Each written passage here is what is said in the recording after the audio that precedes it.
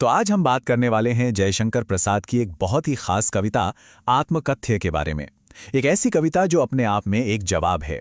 जवाब इस बात का कि एक मशहूर कवि ने अपनी कहानी दुनिया को बताने से आखिर इनकार क्यों कर दिया।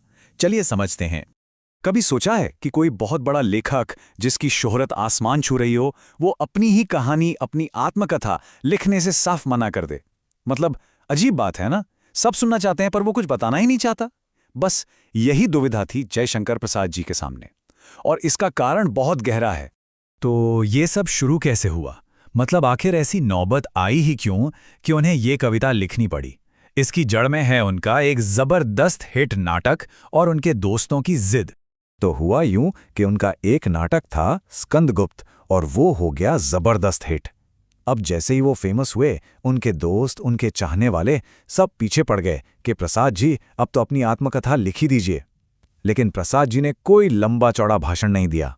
उन्होंने बस अपनी कलम उठाई और जवाब में कविता लिख दी, जिसका नाम था आत्मकथ्य। उनके मन में सीधी सी बात ये थी कि भाई, मेरी जिंदगी में ऐसा है क्या जो मैं दुनिया को बताऊं।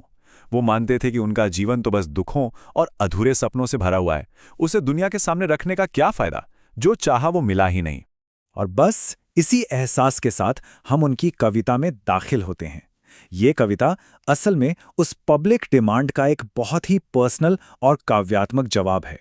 कविता की शुरुआत ही देखिए कितनी गहरी है। वो कहते हैं, मधुप गुनगुनाकर कह जाता कौन कहानी यह अपनी। यानी मेरा मन एक भंवरे की तरह है जो बस अपनी ही धुन में कुछ पुरानी कहानियां गुनगुना रहा है। और आगे कहते हैं, मुरझाकर गिर रही पत्तियां देखो कितनी आज घनी। यहाँ दो बहुत खूबसूरत मेटाफर्स हैं। पहला मधुप यानी भंवरा। ये भंवरा कोई और नहीं बल्कि खुद कवि का मन है जो अतीत की यादों में भिनभिना रहा है। और दूसरा मुरझाकर गिर रही पत्तियां।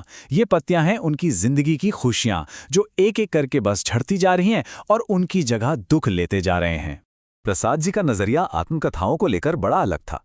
उन्हें लगता था कि ज्यादातर लेखक अपनी कहानी लिखकर कहीं ना कहीं अपना मजाक ही बनवा बैठते हैं। वो कहते थे, मैं अपनी कमजोरियां भला दुनिया को क्यों दिखाऊं? उनके लिए तो उनका जीवन एक खाली घड़े जैसा था। और ये शब्द गागर रीति इस कविता की आत्मा है। इसका सीधा सा मतलब है खाली घड़ा।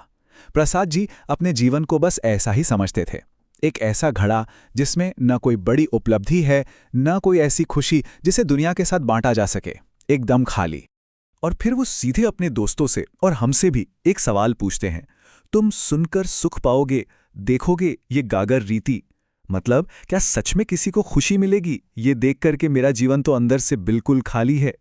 इस एक सवाल में उनकी पूरी झिझक, उनका पूरा दर्द छिपा है।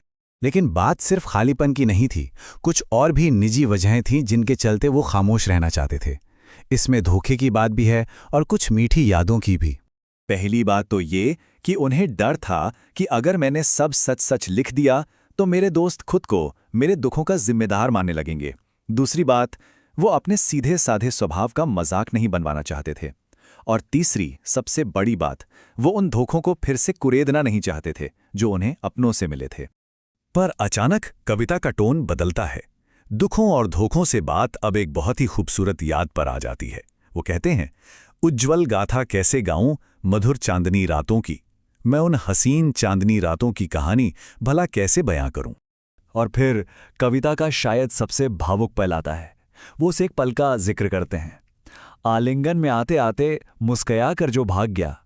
मतलब वो खुशी, वो प्यार जो बस बाहों में आने ही वाला था कि मुस्कुराकर दूर चला गया। कुछ ऐसा जो मिलते मिलते रह गया। ये एहसास इतना गहरा था कि वो अपनी प्रेयसी की सुंदरता को बयां करने के लिए कहते हैं कि सुबह की जो लाली होती है ना, वो भी अपनी सुर्खी उसी के गालों से उधार लेती थी। सोचिए कितनी खूबसूरत कल्पना है।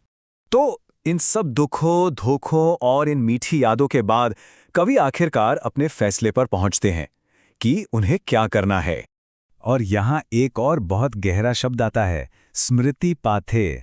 पाथे का मतलब होता है सफर में साथ ले जाने वाला भोजन, सहारा।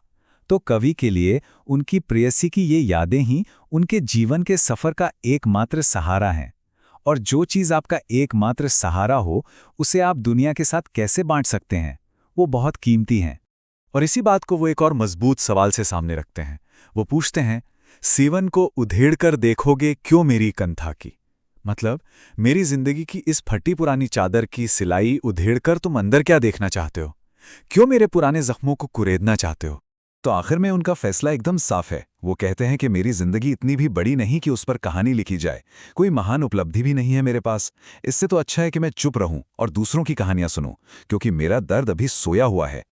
और वो कविता को खत्म करते हैं इन शब्दों पर। थकी सोई है मेरी मौन व्यथा। मेरा जो मौन दर्द है वो थक कर सो चुका है और मैं उसे जगाना नहीं चाहता। इस एक लाइन में उनके फैसले के पीछे की जो शांति है वो साफ दिखती है। तो ये कविता हमें एक सवाल के साथ छोड़ जाती है। कवि का ये द्वंद्व हमें भी सोचने पे मजबूर करता है कि अगर किसी इंसान को अपने सपनों और अपनी सबसे प्यारी यादों में से किसी एक को चुनना पड़े, तो वो किससे बचाएगा? इस सवाल पर जरूर सोचिएगा।